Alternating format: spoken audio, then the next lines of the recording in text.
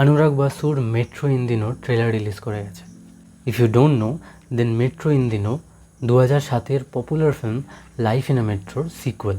Life in a মেট্রোর main যে কনসেপ্টটা ছিল, বিভিন্ন কাপেলের লাভ স্টোরি বিভিন্নভাবে দেখানো হবে, এবং যেরকমটা লুডোতে দেখেছেন যে প্রত্যেকটা ওয়ার্ল্ড একে অপরের সাথে কানেক্টেড হয়, সেই ফিল্মও সেভাবে কানেক্টেড হয়েছিল।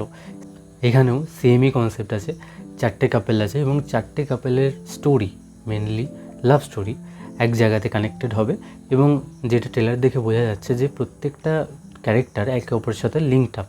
যেরকম নীনা গুপ্তা শাশ্বত চ্যাটার্জির ওয়াইফ, আবার সারা আলি খান এবং কঙ্কনা সেন শর্মা নীনা গুপ্তার মেয়ে, আবার পঙ্কজ ত্রিপাঠী আবার কঙ্কনা সেন শর্মার হাজব্যান্ড। সো এইভাবে প্রত্যেকটা ক্যারেক্টার একে অপরের সাথে লিঙ্কড আপ। তো ট্রেলারটা যেখান থেকে স্টার্টিং হয়, আমরা দেখে বুঝতে পারি যে প্রত্যেকে নিজের নিজের লাইফে হোপলেস রোম্যান্টিক পার্সন। তারা ওয়েট করছে এমন কিছুর জন্য যেটা হয়তো তারা কখনো পায়নি, বা হয়তো তারা কখনো পাবে না। আবার এরকমও হতে পারে পেয়েছে কিন্তু সেটাকে ধরে রাখতে পারছে না।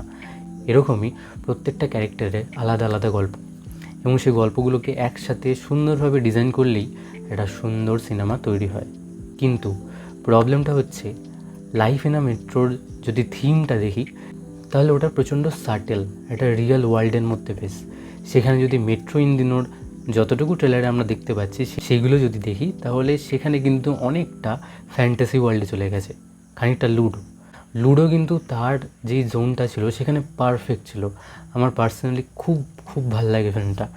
কিন্তু মেট্রো ইন দিনো স্টোরিটা তো আর ফ্যান্টাসি লেভেলের নয়, ওটা রিয়েল লাইফের বেস। তো ওটাকে রিয়েল লাইফের মতো ট্রিট করলেই হয়তো বেটার হতো।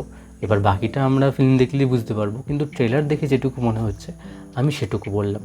এবার পারফরমেন্স তো অবভিয়াসলি ভালো হবে, কারণ দারুণ দারুণ অ্যাক্টাররা আছে।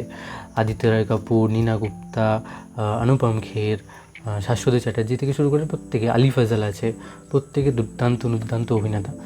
এবং ট্রেলারে যতগুলো মোমেন্ট আমরা দেখতে পাচ্ছি, যেগুলো স্পেশাল মোমেন্ট হোক বা নর্মাল মোমেন্ট হোক, এই অভিনেতারা কিন্তু সেগুলোকে পারফেক্টলি পুল আপ করতে পারবে। এবার আসি মেন জিনিস নিয়ে, দ্যাট ইজ মিউজিক।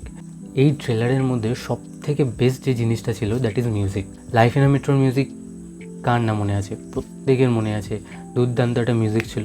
হ্যাঁ, তার পেছনে অবভিয়াসলি কেকের একটা খুব বড় অবদান ছিল, কিন্তু আনফর্চুনেটলি সেটা এখানে নেই। তবে ঠিক আছে, কিছু করার নেই সেই ব্যাপারে। কিন্তু যাদেরকে দেখতে পাচ্ছি, প্রীতম আছে, পাপন আছে, এবং তার সাথে রাঘব চৈতন্য আছে, তিনজনকে স্ক্রিনে দেখতে পাচ্ছি। সেই ব্যান্ডের জায়গায়, যেটা আগের পার্টে জেমস ছিল, প্রীতম ছিল, অ্যান্ড আরেকজন খুব সম্ভবত ওটা সোহম মজুমদার ছিল, তার জায়গায় এরা রয়েছে। তো দেখতে ভালো লাগছে সব কিছু। আর মিউজিক তো অলরেডি যেই গানটা এসছে জামানা লাগে, ওটা তো দুর্দান্ত হয়েছে। আমি তো লুপে শুনছি, অ্যান্ড আই গেস প্রত্যেকেই সেভাবেই শুনছে। তো মিউজিকটা দুর্দান্ত হয়েছে।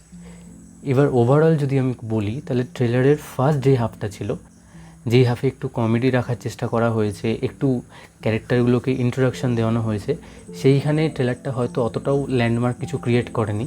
বাট যেখানে ড্রামা পোর্শন আছে, যেহেতু আমি বললাম যে অ্যাক্টাররা খুব ভালো, পোটেনশিয়াল আছে অ্যাক্টারদের মধ্যে, সেই ড্রামা পোর্শনগুলো কিন্তু দুর্দান্তভাবে কভার আপ হয়ে যায় এবং খুব ভালো লাগে দেখতে। এখন ওয়েট করে আছি 4th জুলাই কবে আসবে এবং মুভিটা কীরকম হয় সেটাই দেখার। আপনাদের ট্রেলারটা কেমন লেগেছে কমেন্টে জানান। আর এই ভিডিওটা ভালো লাগলে লাইক করুন, শেয়ার করুন, আর চ্যানেলটাকে সাবস্ক্রাইব করুন। বাই।